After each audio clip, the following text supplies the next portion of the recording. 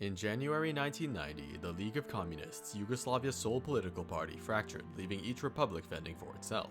After the formation of new nationalist governments, followed by political squabbles and violence, the Yugoslav Wars ignited, causing over 100,000 deaths and the displacement of about 2 million people. During these wars, inter-ethnic violence was widespread and war crimes ranging from murder, sexual assault, and genocide were rampant. The world saw the formation of new states, the intervention of major powers, and the ultimate collapse of Yugoslavia, followed by a cohesive effort from the international community to bring those responsible to justice. In 1993, the largest criminal tribunal since the Nuremberg trials began in The Hague, known as the International Criminal Tribunal for the Former Yugoslavia. During its 24 years of operation, the ICTY indicted 161 people, 90 of which were convicted and sentenced. People were found guilty for 4 main types of crime: genocide, crimes against humanity, violations of the laws or customs of war, and grave breaches of the Geneva Conventions, with the maximum sentence being life imprisonment. Although there were hundreds of different cases, many complex and arduous, I will focus on 3 of the most infamous. The first of these was Radovan Karadzic, former president of Republika Srpska. From 1992 to 1995, Bosnian Serb forces supported by Serbia attacked the newly created state of Bosnia and Herzegovina.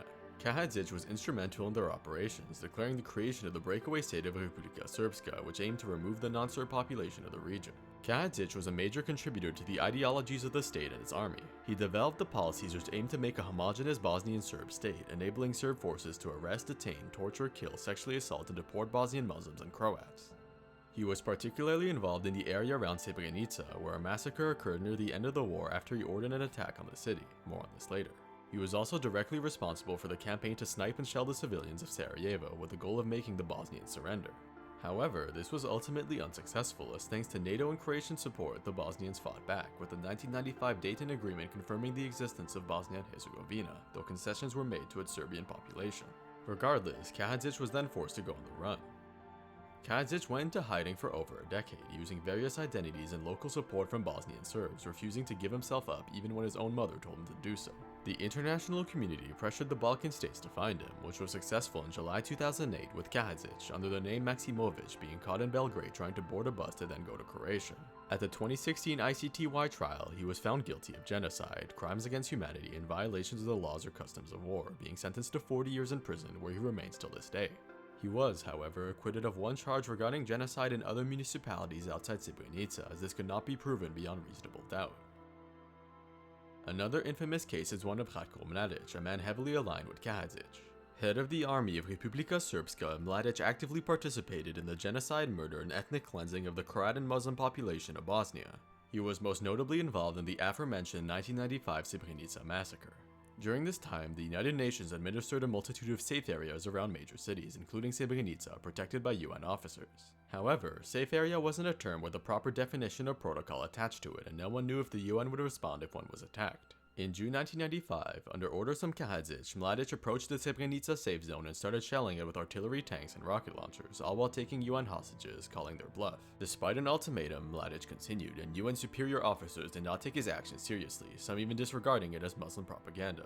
On July 10th, Serb forces closed in on the city, while many local UN guards did nothing, unable or unwilling to act. When the Serbs entered Srebrenica, Dutch UN officers made some attempts to peacefully stop them, but were fired upon and quickly retreated. They requested NATO airstrikes, but French General Bernard Janvier denied the request, opting for intimidation flights, believing Mladic didn't actually want to take the city, also being pressured by the hostages. Over the next few days, Mladic and his men overran Srebrenica and murdered over 8,000 Bosniaks, mostly men and boys, while expelling over 40,000 refugees who had sought safety in the area. The massacre was the deadliest on the continent since the days of the Nazis. After the war, Mladic went on the run for several years, with multiple people claiming to see him in Bosnia and Serbia. His co-conspirators were tried in 2006, but he still remained hidden, likely supported by Serbian locals, despite the large reward being offered for information about him. Eventually, in May 2011, Mladic was found in a village in northern Serbia and arrested by Serbian authorities. During his 2017 trial, Mladic, the nicknamed Butcher of Bosnia, was found guilty of war crimes, crimes against humanity, and genocide, being sentenced to life in prison. He was also acquitted of genocide in the municipalities outside Srebrenica. Lastly, we have the most famous case of them all, Slobodan Milosevic. Milosevic's role in the Yugoslav Wars was immense. As president of Serbia, he sought to preserve the Yugoslav state under Serbian authority, overthrowing the governments of other republics and provinces to accomplish his goals. However, this wasn't enough to keep all the republics in line, with Slovenia, Macedonia, Croatia, and Bosnia declaring independence, the latter two having substantial Serbian populations. Milosevic used the Yugoslav army, allied with local Serbs, to attack Croatia and Bosnia in 1991 and 1992, igniting the deadliest part of the Yugoslav Wars. In March 2001, after being defeated in the wars and ousted from power, Milosevic was arrested by Yugoslav authorities. He was then handed over to the ICTY after pressures from the international community. His trial began in February 2002, with Milosevic defending himself.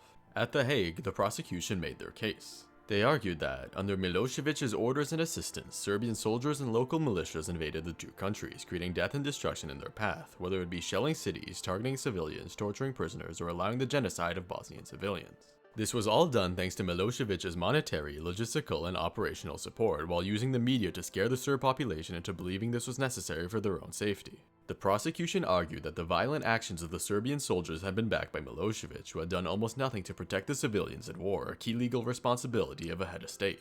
The prosecution called nearly 300 witnesses and utilized audio, video, and documentary evidence to demonstrate Milosevic's responsibility in the violence. The court charged him with multiple counts of murder, torture, detention, and deportation in Croatia, while in Bosnia, he was charged for the bombing of Sarajevo, the mass murder in Srebrenica, and a detention camp in the town of Omarska. Suddenly, 4 years into his trial, Milosevic was found dead in his prison cell. He had suffered a heart attack before the court could come to a verdict. However, in multiple posthumous rulings by another court, the International Court of Justice, Milosevic was found to be part of the organizations responsible for the ethnic cleansing of Croats, Bosniaks, and Albanians. A 2007 ruling did clear Milosevic of some responsibility, specifically in regards to his views on creating a pure Serbian state in Bosnia due to his previous criticisms of Karadzic. In the same ruling, Serbia, the country, was also cleared of direct responsibility for crimes during Milosevic's reign, though it was acknowledged that they did not do enough to stop them.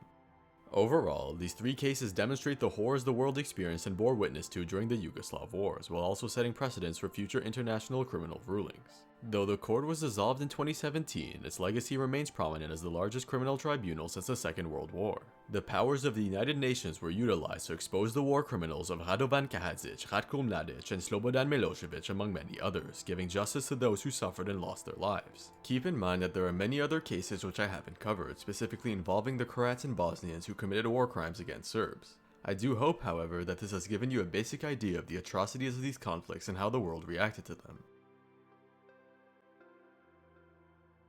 Thanks for watching. If you want to learn more about Yugoslavia's history, watch this video.